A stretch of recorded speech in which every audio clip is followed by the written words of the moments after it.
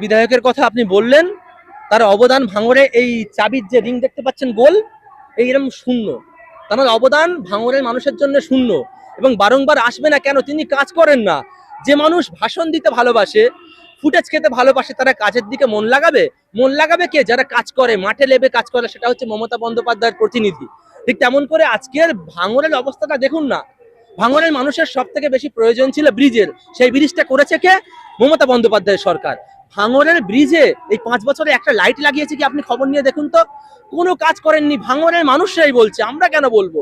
একটা বিধায়কের কাজ, সে যেখানে প্রতিনিধি থাকবে সেখানে মানুষের জন্য পরিষেবা দেবে, সেখানকার উন্নয়ন করবে।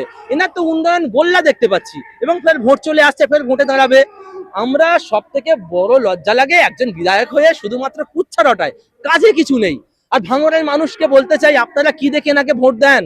ধর্মীয় আবেগ কাজে লাগিয়ে কতদিন আর চলবে? ইমোশনালি ব্ল্যাকমেল আপনাদেরকে আর কতদিন করবে? আপনারা এবার বুঝুন।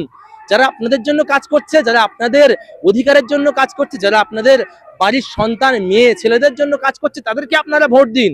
এবং তার থেকে বড় বিষয়, 2026-এর ভোটে আপনারা যখন ভোট দিতে যাবেন, একবার অন্তত চিন্তা করবেন, যেই মানুষটাকে আমরা ভোট দিলাম, 5 বছর জেতালাম, সে কি আমাদের জন্য কাজ করেছে? যে আপনাদের জন্য 5 বছর কাজ করেছে তাকেই আপনারা ভোট দেবেন। এবং আমার দৃঢ় বিশ্বাস, ভাঙড়ে এবার তৃণমূল কংগ্রেস জিতবে এবং ভাঙড়ে বিশাল কাজ হবে। মমতা বন্দ্যোপাধ্যায়ের উন্নয়ন ঢেলে সাজানো হবে।